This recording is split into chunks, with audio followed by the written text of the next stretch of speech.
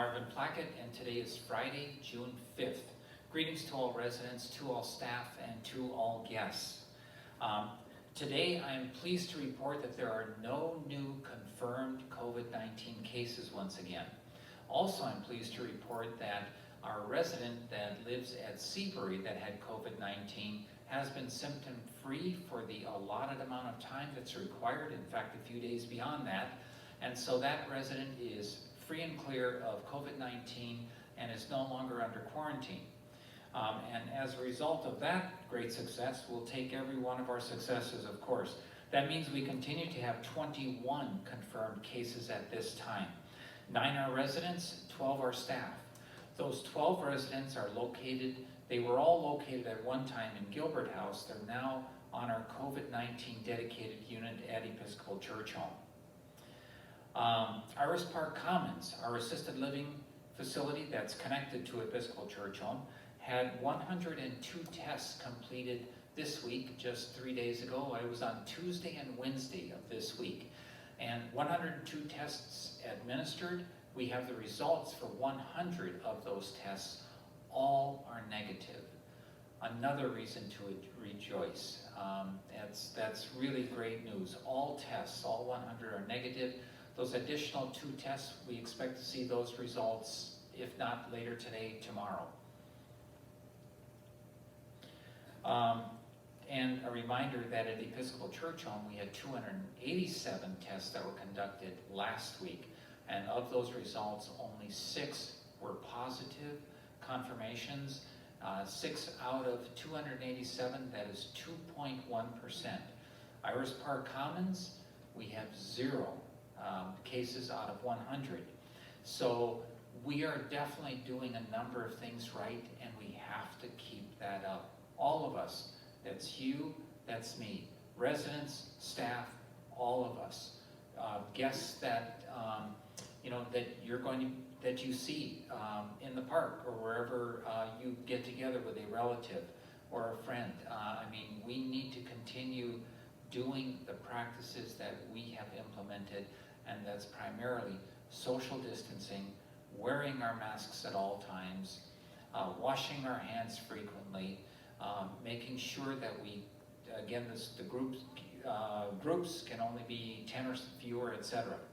And you are on this topic, you are seeing more and more information, and in fact, Governor Walz had mentioned that he's going to do some additional loosening of the requirements at this time pertaining to restaurants and some other places. So certainly there's going to be some evolving information coming out in the not too distant future.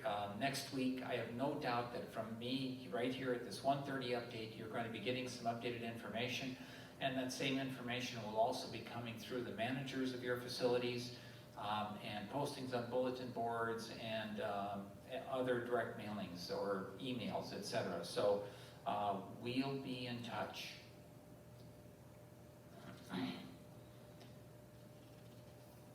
I have an announcement to read from Mary Ruthio. Mary Ruthio is the head of our foundation and the head of our marketing and communications department.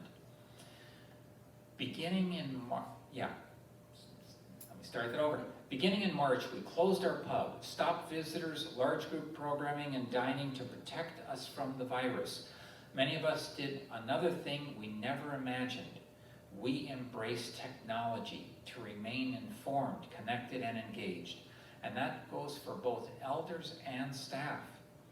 Perhaps you have tried an online fitness class from our Active Living program or participated with some of your neighbors in a journal club on Zoom. Others may have listened to a sermon from our Spiritual Life on Channel 6 Facebook or our website. While we prefer face-to-face interactions, we certainly do, but we can't do that very effectively now, 6 feet apart, wearing a mask. So while we prefer face-to-face interactions, we're excited to launch several new digital programming offerings this coming Monday. New TV channels will be launched. You're going to get a flyer in your mailbox about 4 new in-house television channels that will bring more spiritual life, creative ventures, active living, and life enrichment programming to you via your television set. To help improve sound, picture, and add these channels, all of our residents' TVs must be rescanned by the end of Monday. Therefore, building maintenance staff or your facility manager or other staff will be coming around to assist in rescanning your television if you are not able to do that yourself. Starting next week, my message, this one right here, will appear on channel 6.1. So instead of 6, 6.1. In addition, all new programming is now accessible on our resident community created on our website called Resident Life. For those who like to let me adjust that a touch. For those who like to explore the web, go to our website, episcopalhomes.org. Look in the upper right corner by the place where you can click to schedule a tour. You will see a button titled Resident Life. While we prefer face-to-face interactions, we're excited to launch these new digital programming offerings, which reflect 3 months of our shared adaptations to a more digital way of life. So stay tuned, more to come. Good stuff. Be watching for that flyer. Next, Bagpipe Serenade is coming back. So you may have heard it, participated, opened your windows, or saw it happening maybe 2 weeks ago. This upcoming Monday, June 8th, starting at 2:30, Jim will start in the courtyard, head to the parking lot, and then walk around the campus.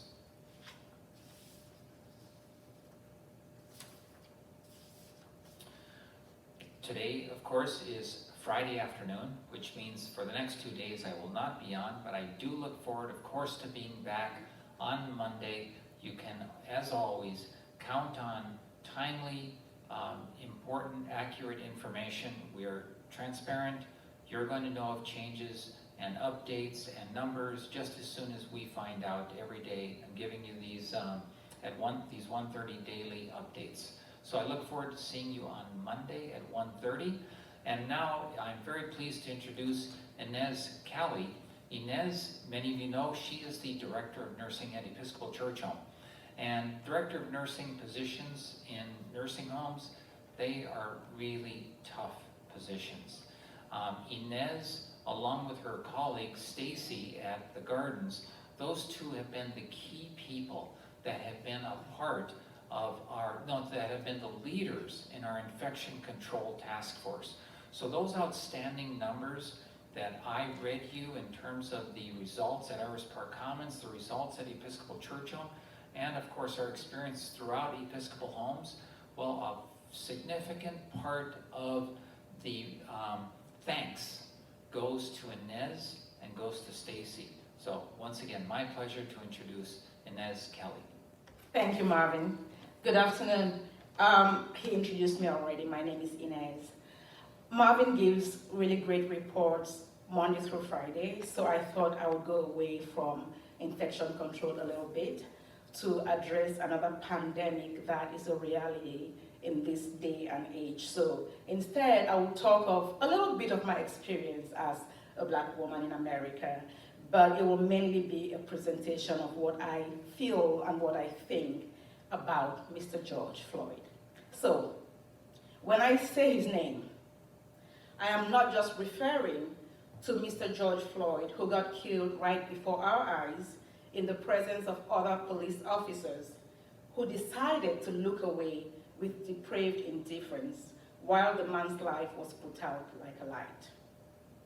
When I say his name, I'm thinking of the 400 plus years of subjugation, demoralization, and dehumanization of the entire Black race.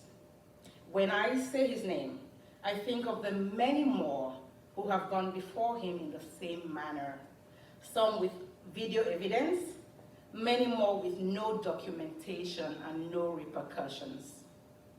Countless more must have gone the same way, a quick, untimely, unwitnessed, and unjust death. When I say his name, I'm thinking of the parents of Black children who can't be at peace when their kids are not at home. When I say his name, I'm thinking of these same children, some of whom will never grow to a ripe old age simply because they are black. When I say his name, I'm thinking of my daughters with their wide open eyes as they try to make sense of the senselessness, as they ask me, Mom, why?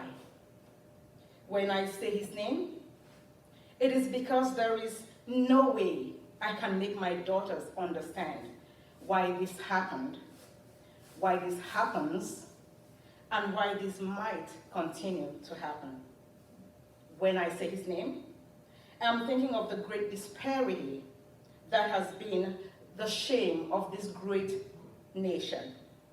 When I say his name, I'm thinking of those who are forced to prepare the feast, and yet they are not allowed to partake of it.